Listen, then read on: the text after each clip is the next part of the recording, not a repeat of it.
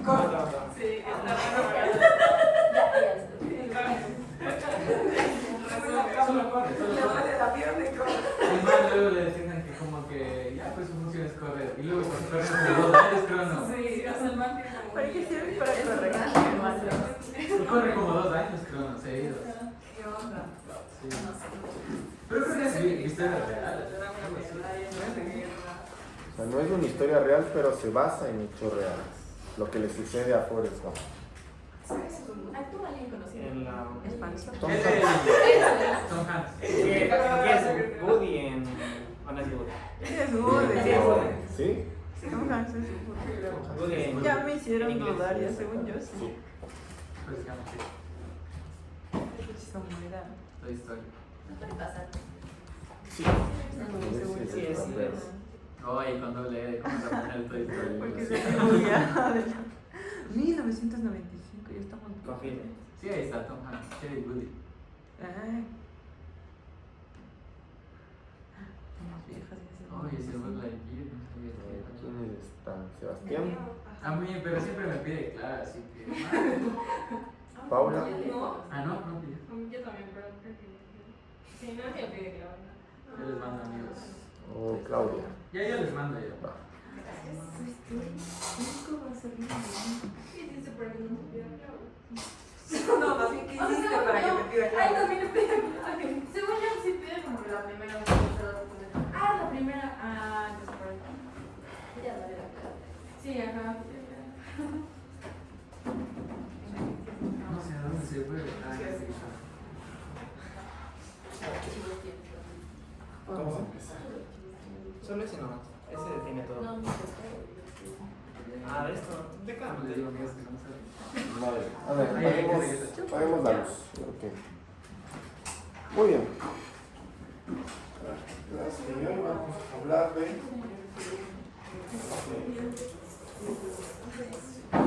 Si alcanza a ver ahí.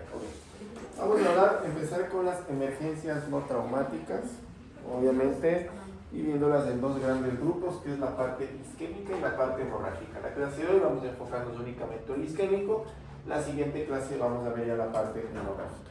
Aquí también entraría otro tema en emergencias no traumáticas, que serían las infecciones. Las infecciones del sistema nervioso central también deben ser consideradas una emergencia. ¿Okay? Eso lo veremos ya en la siguiente clase.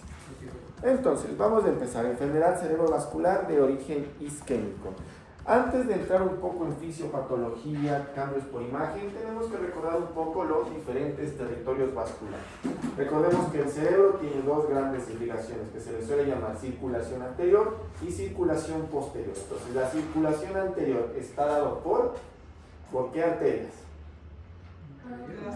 Carótidas internas, exactamente, muy bien. Mientras que el territorio posterior, el sistema vertebrovascular, obviamente las vertebrales que van a formar la basilar. Muy bien. Carótidas internas, ¿qué arterias dan? La cerebral media. Y la cerebral anterior, exactamente. ¿Qué es lo que estamos viendo representado en estas imágenes en color rojo? Cerebral anterior y probablemente el territorio más importante siempre el territorio de la arteria cerebral media, que es todo lo que está amarillo. Aquí tenemos unos pequeños territorios que es este que llama LSA, que son las arterias ventrículo-estriadas. Las arterias ventrículo-estriadas son ramas de qué arteria? Se van a irrigar principalmente el núcleo ventricular. Son pequeñas ramas perforantes que son ramas directas de la arteria cerebral media. ¿Okay? Son un pequeño grupo de arterias que entran a través de la sustancia perforada anterior y van directamente a los núcleos de la base. Y tenemos otra arteria, que es esta que está en celeste, que es la arteria coroidea anterior, que es una pequeña arteria que es rama directa de la carótida. Ahora bien, este territorio de la arteria coroidea anterior, ¿en dónde está? ¿Qué está irrigando la arteria coroidea anterior? O lo que está en celeste ahí. Tálamo. No. Cápsula interna. Cápsula interna. ¿Qué parte de la cápsula interna? No es rodilla. Brazo. ¿Cuál brazo? A ver. Posterior. Brazo posterior. Muy bien. ¿Y qué está transcurriendo? ¿Qué pasa por el brazo posterior de la cápsula interna? Vía motor. La vía motor, exactamente. Entonces, arteria coroidea anterior es muy importante porque irriga la parte de la vía la vía piramidal, la vía motor. Y tálamos, recuerden, es circulación posterior, que es todo lo que está en verde, prácticamente arterias cerebrales posteriores, mientras que ya vamos un poco hacia intratentorial, vamos al el tallo cerebral, cerebelo principalmente, va a estar dado por las arterias cerebelosas. Arteria cerebelosa posterior inferior, pica la parte inferior. Recuerden que las cerebelosas inferiores son ramas de las vértebras, mientras que la cerebelosa anterior, aquí catalogada como AICA, y la cerebelosa superior, o que también se le suele llamar SUCA, son ramas de la basilar. ¿Okay? Entonces todo eso es circulación posterior. Muy bien, ahora sí, vamos a hablar un poco de la etiología. Tenemos etiología trombótica, embólica y disección. Recordemos la disección, la misma que veíamos en la aorta, pues también se puede dar a nivel de las carótidas. ¿Cómo se da? Muchas veces una extensión de la disección de la aorta. O cuando es en novo a partir de las carótidas, generalmente secundario a trauma. ¿Okay? Muchas veces la disección es típico en pacientes jóvenes que practican algún tipo de deporte, reciben algún trauma y se disecan las carótidas o el sistema vértebro-basilar. Y bueno, acá muy fácil, ¿cómo diferenciar trombótico de embólico?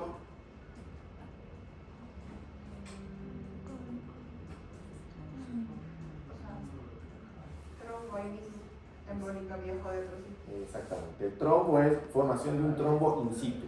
Hay una lesión del endotelio vascular, cascada de la coagulación, agregación plaquetaria y empieza la formación del trombo. Mientras que lo embólico suele ser de otro origen distante. ¿Cuáles son los orígenes más comunes de una embolia o isquemia embólica en el cerebro? Fibrilación auricular, exactamente. Entonces, aurícula izquierda. ¿Qué otro sitio?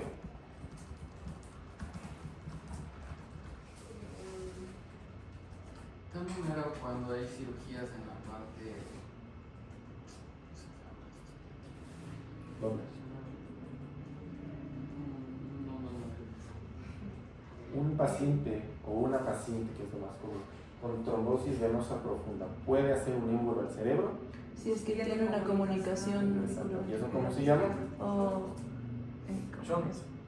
Obviamente tienes una Foramen oval comunicación, patente. pero ¿y cómo se llama ese tipo de embolia? Porque estás teniendo embolia desde una vena hasta una arteria, lo cual eso es imposible. Pero tienes un foramen y eso se llama embolia paradójica. ¿Ok? Ese es un tipo de embolia paradójica. Pero bueno, el otro sitio más frecuente es bifurcación carótida.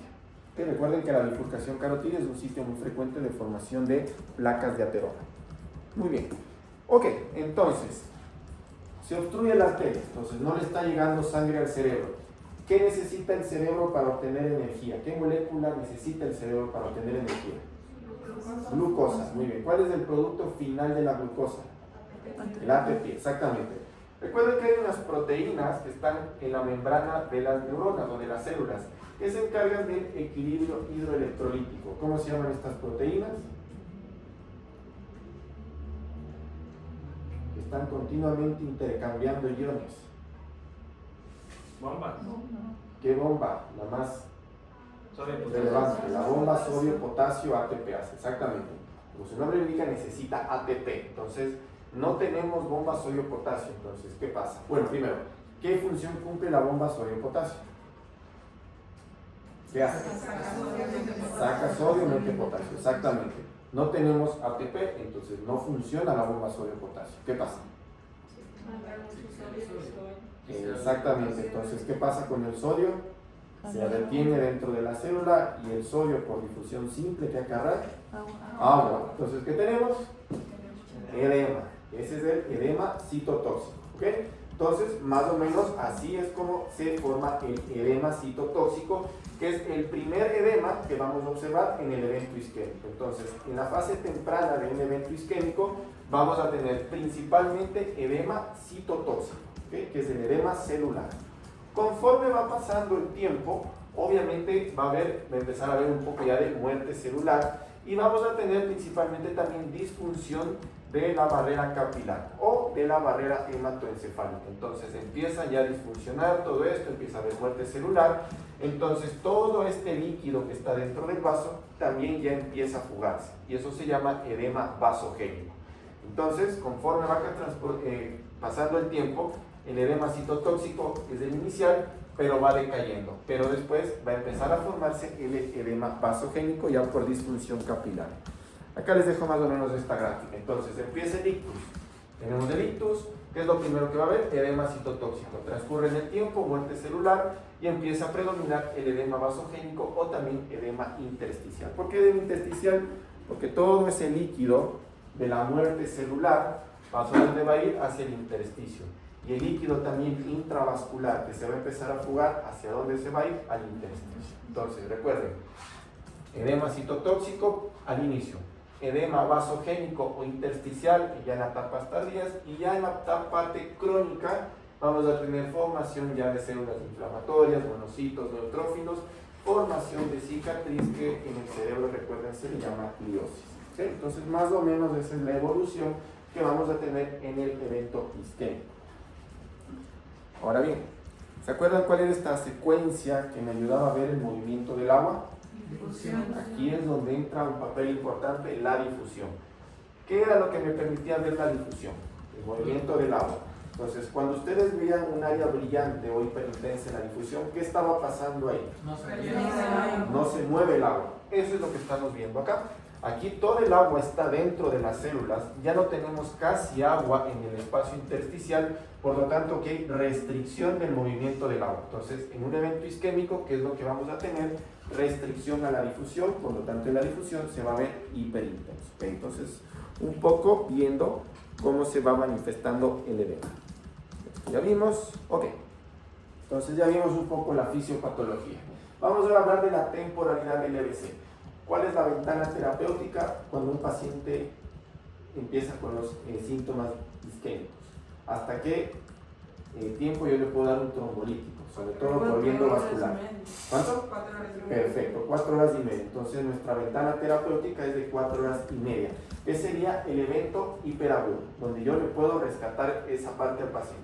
Lamentablemente por imagen no se cumple tanto este tiempo y recién los cambios empiezan a las 6 horas. Entonces vamos a tener que un evento hiperagudo o en ventana va a ser menos de 6 horas. Esto por imagen, por clínica 4 horas y media. Agudo 6 a 24 horas, subagudo ya desde las 24, 4 días, subagudo tardío 4 días, 4 semanas y bueno, crónico 4 semanas. Vamos a ir viendo cada uno de ellos. Vamos a empezar por la tomografía. Paciente llega a la sala de imagen, al área de emergencia con el ictus. Se activa el código ictus, le hacen los exámenes clínicos y le solicitan tomografía. ¿Cuál es el objetivo de solicitar tomografía en un paciente con evento isquémico? Exactamente. Descartar principalmente evento hemorrágico. Esto es lo más importante. Muy bien. Entonces, ¿para qué hago la tomografía? Para ver que no sea hemorrágica. ¿Por qué? Porque si es hemorrágica, listo, el algoritmo diagnóstico y terapéutico cambia completamente. Entonces ya es otro algoritmo terapéutico. Muy bien. Pero bien, entonces no vemos hemorragia. Entonces ahora sí, vamos a ver signos que me van a dar en un evento hiperagudo. Todo esto por tomografía, que seguramente los han de haber escuchado. La arteria cerebral media hiperdensa, ¿qué lado está afectado? El izquierdo, exactamente. Tenemos aquí el signo que también se le llama el signo de la cuerda, arteria cerebral media hiperdensa. ¿Qué es lo que me indica esto? Que sí, todo esto que está hiperdenso es un trombo. Entonces, cuando yo veo hiperdensa la arteria, esto es porque aquí adentro hay un trombo. ¿Okay? Arteria cerebral media hiperdensa. Tenemos otro signo que es el dot sign o el signo del punto. ¿Dónde está localizado? Muy fácil. En la parte derecho. Derecho, exactamente. ¿Qué es el dot sign? Es exactamente lo mismo que la arteria cerebral media hiperdensa, pero en un vaso más distal o en un vaso ya cortical. Entonces vemos la hiperdensidad de esta estructura vascular distal, obviamente correspondiente con un trombo a ese nivel. Entonces ese es el dot sign. Vamos con estos ya son un poco más difíciles de ver. El nivel insular, ¿quién me dice de qué lado está? El izquierdo. ¿Izquierdo Sí. o derecho? Izquierdo. ¿Izquierdo? Okay. ¿Qué ven del lado izquierdo? ¿Por qué el izquierdo y no el derecho? Porque en el izquierdo está como que se pierde, como donde están los núcleos basales, se pierde como que la densidad y se ve como que más oscura. Ok, muy bien. Entonces, ¿qué es lo que vemos en el rivet insular? Muy bien. Recuerden que aquí tenemos un poco de corteza, entonces la diferenciación gris-blanca a este nivel está perdida. Perfecto. ¿Qué más? Miren el patrón de surcos. Entonces yo tengo aquí surcos normales y acá completamente perdido. ¿Por qué? Recuerden que hay edema. O sea, esto es edema citotóxico. Entonces se pierde también el patrón de surcos. Entonces, clivet insular es pérdida del patrón de surcos y pérdida de la diferenciación gris-blanca de la corteza insular. Muy bien. ¿Qué más le ven? Hay otro signo también que suele verse. También se pierde otra cosa. ¿Qué otra cosa está perdida aparte de la insular? Muy bien, el núcleo lenticular. Aquí simplemente es hacer visión comparativa. También tenemos pérdida de la diferenciación del núcleo lenticular o diferenciación de los núcleos de la base. Típico signo también de enfermedad cerebrovascular hiperaguda. Muy bien. Y bueno, y por último tenemos la pérdida de la aleación gris-blanca, obviamente aquí es bastante evidente, donde tenemos ya un gran territorio afectado. ¿Este territorio qué es? ¿De qué arteria es? La arteria cerebral. Exactamente. Entonces, aquí ya tenemos un clásico evento isquémico con pérdida de aleación gris-blanca en territorio de la arteria cerebral media. Generalmente cuando ya vemos esta gran pérdida ya estamos hablando de un poco ya hiperagudo a agudo. Entonces ya como que probablemente no está inventada. ¿Qué saben del ASPEX? ¿O qué han escuchado del ASPEX? Es que le vas sumando puntos dependiendo en cuántos como que pierde esa diferenciación de la. Exactamente, muy bien. Entonces le vas sumando para ver si el tratamiento va a servir o no. Perfecto, nada más que no sumas, restas. Entonces, muy bien, entonces tienes los 10 territorios de la arteria cerebral media, en este caso M1, M2, M3, un corte más hacia arriba, M4, M5, M6, ínsula, lenticular, cápsula interna y caudal. Esos son los 10 territorios que vamos a observar en la arteria cerebral media. ¿Cómo funciona esto? Muy bien, tenemos un puntaje de 10, entonces vamos viendo los sitios afectados y le vamos restando un punto. Entonces aquí yo veo que está tomado M1, M2, M3, ¿cuánto vamos hasta ahí? 7, muy bien. También veo que está tomado la corteza insular y muy probablemente el núcleo lenticular. ¿Cuánto vamos ahí? 5. ¿Cuál es el punto de corte del ASPEX? Para decir que realmente me va a servir o es ya poco probable que me sirva el tratamiento o el riesgo de sangrado. Depende mucho de la literatura. Perdón, se habla entre 7 a algunos 6. ¿Okay? Ya depende mucho del protocolo que se maneje en la institución hospitalaria. Muy bien, pero para eso me sirve el ASPEX, ¿okay? Arteria cerebral media. Muy bien. Agudo, obviamente ya pasan las 6 horas. Aquí ya vemos claramente cómo hay una pérdida de la diferenciación gris-blanca bastante acentuado. ¿Qué territorio está aquí afectado? Este ya es territorio exactamente cerebral posterior. Estamos ya viendo parte parietal, occipital y un poco también temporal, sobre todo hacia la parte medial, que involucra el hipocampo. Muy bien, entonces circulación posterior. El evento subagudo. En el subagudo se va a ver muy parecido, por no decir exactamente igual, al evento agudo. ¿Cuál es aquí la particularidad? Que muchas veces en el evento subagudo yo puedo tener este fenómeno que se llama fenómeno de fogging, que da como una pseudo normalización del evento isquémico. No es que el paciente se curó, no es que se normalizó, simplemente es un efecto, como su nombre indica, como de niebla, secundario a la perfusión de lujo. ¿Qué es la perfusión de lujo? ¿Han escuchado eso? Que se da principalmente por colateralidad. Entonces ya cuando pasan las 24 horas, aquí es donde empiezan a trabajar al máximo las colaterales y de cierta forma normalizan, entre comillas. O sea, no es que este paciente se curó, sino que se normalizan un poco los gradientes y se ve como normal. Obviamente, si yo le hago a este paciente una tomografía después, va a estar nuevamente el evento isquémico. Entonces, un paciente llega al área de emergencia, ya tiene más de 24 horas, tiene una clínica muy clásica de evento isquémico. Le hago tomografía y observo esto. ¿Me quedo tranquilo? ¿No hay nada? No. Por eso, cuando son pacientes más de 24 horas ya en eventos subagudos, ya no se recomienda tanto la tomografía, sino la resonancia. Entonces, aquí tal vez es donde puede entrar un poco la resonancia. ¿Por qué? Por este efecto, ¿okay? Que puede darse en el evento subagudo. Entonces, mucho cuidado con eso. Y bueno, el evento crónico, ya tenemos muerte celular. toda la muerte celular obviamente va a formar una cavidad y toda esta cavidad va a estar ocupada por líquido cefalorraquídeo. Obviamente vamos a tener un ensanchamiento compensatorio del ventrículo lateral ipsilateral. Entonces todo esto es muerte celular. ¿En qué territorio ocurrió ese evento isquémico? ¿En la? Muy bien. ¿Cuál es? En la cerebral media. Exactamente. En este caso del lado izquierdo. Muy bien. Entonces, listo. Llegó el paciente, le hacemos el diagnóstico hiperagudo, hacemos el aspects. Ahora hay que valorar estructuras musculares. Actualmente se recomienda que todo paciente que acuda al servicio de imagen por evento isquémico hay que hacerle siempre la fase contrastada, con la finalidad obviamente de identificar el vaso afectado. Aquí, muy fácil, ¿cuál es el vaso afectado? La cerebral media, ¿de qué lado? Derecho, claro, ¿no? Aquí se ve claramente amputado y vemos cómo ya no hay influjo distal. También me sirve y es muy importante para valorar colaterales y circulación venosa. Ahora yo les pregunto, ¿de qué me sirve valorar colaterales en un paciente?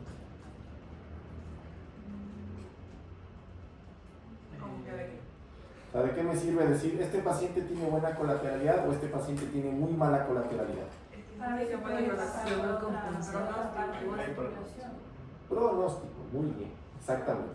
¿De qué me sirve pronóstico? Tanto para la parte del tratamiento o como probablemente el pronóstico ya a largo plazo.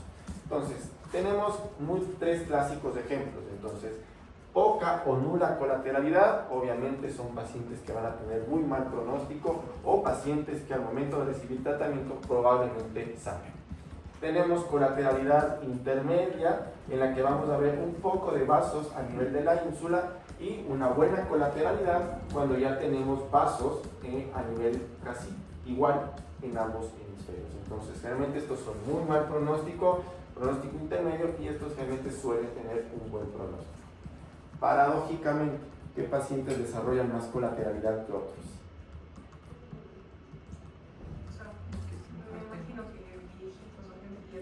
Exactamente. Es clásico de los adultos mayores, es clásico de muchas veces pacientes hipertensos y pacientes fumadores. Entonces, de forma paradójica, estos pacientes están en un estrés o están bajo efectos inflamatorios crónicos y tienden a formar más colaterales. ¿Okay? Eso no quiere decir que fumar sea bueno. Listo. Muy bien. Listo. Entonces, hasta ahí estamos claros. Vamos ahora a un siguiente paso. El paciente no llegó en ventana, vino después de las 6 horas. ¿Qué opción terapéutica le puedo ofrecer? ¿O ya no hay nada que hacer? O sea, tienen que evaluar si deberían hacer como que ICP. ¿Cómo? O sea, ICP. ¿Qué es el ICP? O sea, que entran a veces con un estet y sacan cosas como que... ¿Y eso cómo se llama? Exactamente, trombectomía mecánica o endarterectomía, exactamente. Entonces, ahí viene la otra parte que es trombectomía. Pero tú lo dijiste muy bien, hay que valorar si es que entra trombectomía. ¿Por qué no voy a hacer trombectomía a todos los pacientes? Porque puede hacer más daño que... Exactamente, puede hacer mucho más daño que riesgo-beneficio. Y lo otro es que, bueno, una endarterectomía no es barato. ¿Cuánto cuesta? ¿Cuánto cree que cuesta meter un catéter, aspirar un trombo, sobre todo el catéter que aspira, es lo más caro? Más o menos, unos $20,000 aproximadamente. Y todo es el catéter que aspira. Entonces, imagínate pagar $20,000 y encima más no funcionó y el paciente sufre transformación hemorrágica, estamos hablando de otro nivel. Para eso... Por $20,000. Bien, exactamente. Entonces, obviamente el hospital... ¿Y aquí hay lugares que hagan eso? Sí, el Hospital de los Valles, el Metropolitano y el Eugenio Espejo antes sí hacía. Es que no es tanto la disponibilidad del material, es quién haga.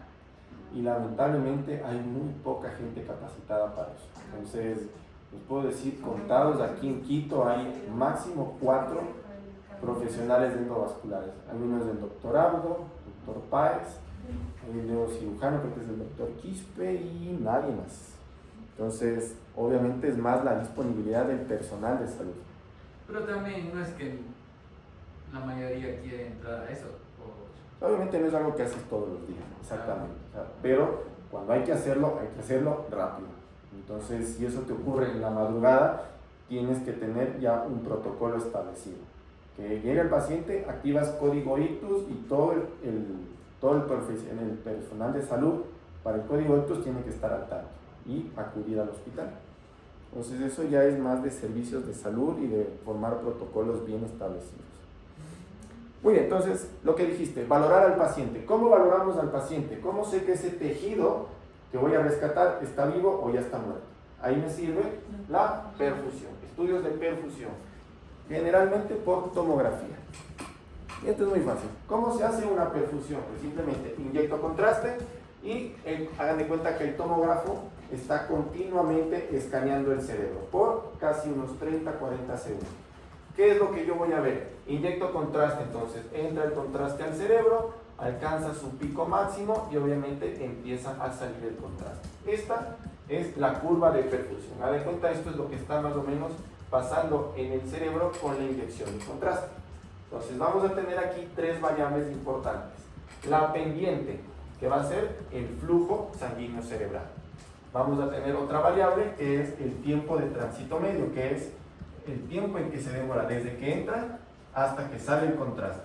Y la tercera variable, que es la más importante y la que realmente le sirve al cerebro, es el volumen, o sea, esto que está en celeste. ¿Qué es lo que le importa al cerebro? ¿Qué es lo que necesita el cerebro? Mantener este volumen, esta imagen en celeste. ¿Okay? Eso es lo que importa. Ahora bien, se obstruye la arteria. ¿Qué es lo que pasa? El flujo obviamente disminuye. En vez de estar hasta acá arriba, va a llegar hasta acá. ¿Qué va a hacer el cerebro para compensar eso? En cuestión de esta gráfica. Necesito yo mantener el volumen celeste. Pero, exactamente. Entonces, prolongo el tiempo. Entonces, eso que me va a determinar que el cerebro está compensando. Vamos bien, ya entendieron ese concepto. Ahora vamos a los mapas de colores. Esto es lo que se observa, así se observa una perfusión, mapas de colores. Un poco confuso, pero créanme, es bastante fácil. Tenemos el término penumbra. ¿Qué es penumbra? Exactamente, es un área que está bajo efectos de la isquemia, pero potencialmente salvable. Esta es la que le sirve al endovascular. Esto es lo que yo voy a entrar a rescatar aspirando ese tronco. Entonces, ¿qué es lo que está pasando? No hay flujo. Exactamente, entonces, flujo sanguíneo cerebral, CBF, que es Cerebral Blood Flow, es flujo sanguíneo cerebral disminuido. ¿Qué hace el cerebro? Aumenta el tiempo de tránsito medio. Miren este mapa, miren la escala de colores. Entonces, la escala de colores me está diciendo que esto en rojo está elevado. Entonces, mid transit time, tiempo de tránsito medio elevado. ¿Qué quiere decir? Que ante la baja de flujo está compensando, aumentando el tiempo y lo más importante, esto de acá, volumen normal. ¿Qué está diciéndome esta gráfica? Que hay un bajo flujo, me está aumentando el tiempo de tránsito medio y afortunadamente me está compensando para tener un buen volumen. Esto es penumbra. ¿Okay? Esta es la penumbra y esto es lo que necesitamos saber para entrar a salvar esa parte de tejido cerebral. Ahora viene lo contrario, el infarto, lo que ya no es reversible, lo que ya no hay nada que hacer. Tenemos disminución del flujo, pero teníamos ya una muy alta, si se da cuenta esto está en rojo, elevación del mid transit time, del tiempo de tránsito medio, pero el volumen, nada. Entonces, listo. Si ya tengo volumen bajo, no importa qué tan elevado esté esto o lo otro, si el volumen está bajo, listo, esto ya es infarto, esto es irreversible, ya no hay nada que hacer. No logra compensar. Exactamente, no logra compensar y esto ya está infartado, vas a entrar a rescatar tejido muerto. Y si entras a rescatar esto te va a hacer un sangrado que va a matar al paciente. Entonces, ahí ya no hay nada. Y bueno, un infarto de ese tamaño, la verdad, poco o nada se puede hacer. Ahí es un poco también ya la parte ética. Digamos que ya, esto obviamente se infarta todo el hemisferio izquierdo. ¿Qué harán ustedes? ¿Qué estarían ustedes en esta posición? Deciden que el paciente decida. ¿Cómo va a decidir si No, tiene la familia. Ya, la familia, ¿qué va a decidir? Que haga todo lo que pueda. Tienes un hemisferio izquierdo, un hemisferio dominante completamente infartado. A este paciente le haces una craneotomía descompresiva si sangra, lo vas a mantener en terapia intensiva muchas semanas y a la final vas a tener paciente. No. Entonces, pues, ahí viene un poco la parte ética. Creo que cada uno aquí puede tener criterios diferentes. A mí me preguntan, deje así. No sé. Es un poco ya polémico, obviamente, pero es cuestión de tener o no tener paciente. Muy bien, vamos. Resonancia magnética. Ya vimos tomografía, vamos ahora con resonancia. Esto ya es un poco más sencillo porque simplemente es ir viendo secuencias. A ver, esto vamos a pasar porque aquí es... Muy bien. Recuerden, aquí cuál es la secuencia más importante. Difusión. ¿Qué es lo que estamos viendo? Difusión. Recuerden, con la difusión yo veo el edema citotóxico de forma directa. Entonces la difusión es altamente sensible. Aquí ya entra otro acápite que es el mapa ABC. ¿Qué es el mapa ABC? Era lo mismo, pero Lo mismo, pero al revés. Más o menos. ¿Qué es lo importante del ABC? No, está bien. Yo tengo una hiperintensidad en la difusión. Para yo saber o entender que aquí realmente hay restricción, para yo realmente calificar esto como que no hay movimiento de agua, el ADC tiene que verse negro. Entonces veo la difusión, mira, está hiperintenso. El ADC está hipointenso, listo. Ahí el agua no se está en movimiento, hay restricción del movimiento, por lo tanto hay edema citotóxico. ¿Ok?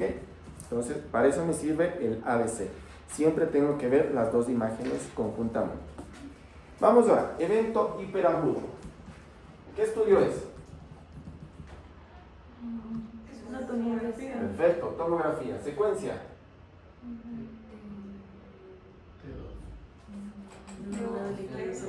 Este es un flare. Difusión.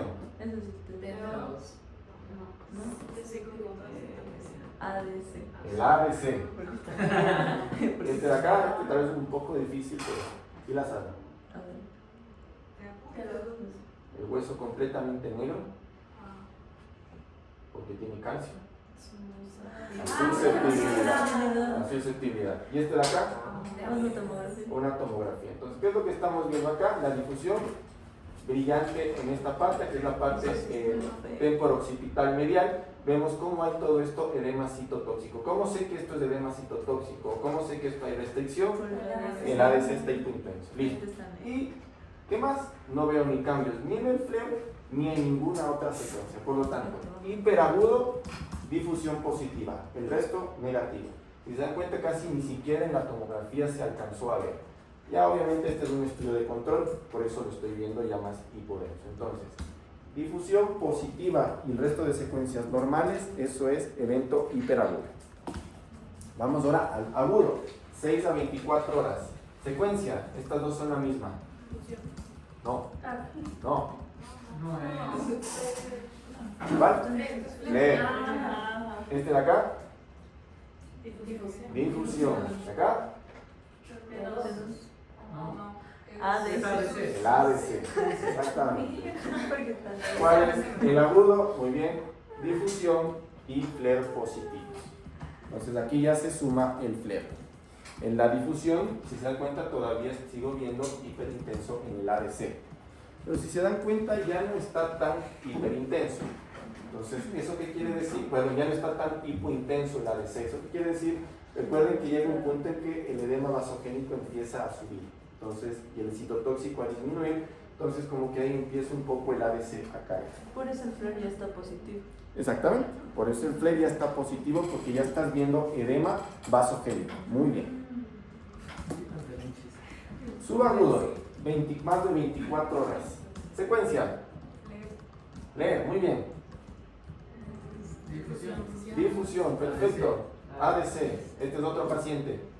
Difusión. Difusión. Flare. Leer. T1. Muy bien.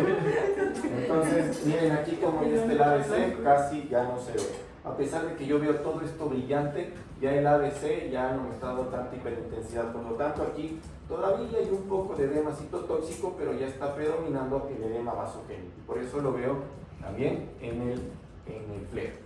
¿Qué pasó acá? Ya se suma el T1. Entonces, en el subagudo, el T1 ya se hace positivo. ¿Pero qué tiene ese T1 de particular?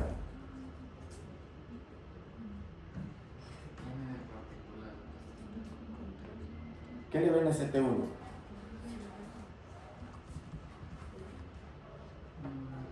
Le acabo de hacer la pregunta del quiz. La cuarta pregunta del quiz. Ah, de que brilla. Ajá.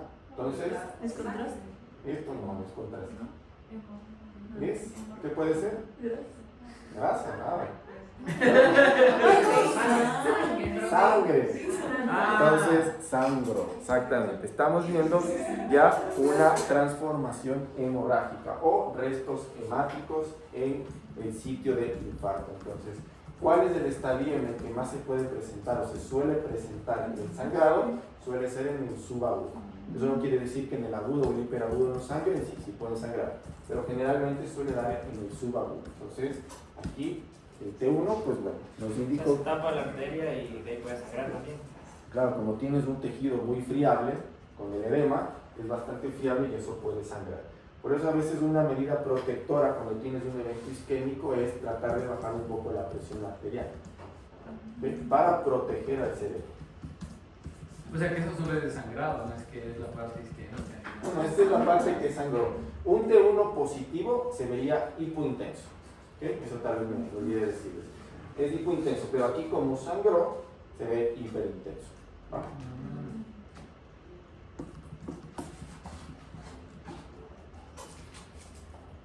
El crónico. Bueno, pues ya tenemos área de encefalomalacia. ¿Esto de acá? ¿Cómo? ¿Es tomografía? Tomografía. También tomografía.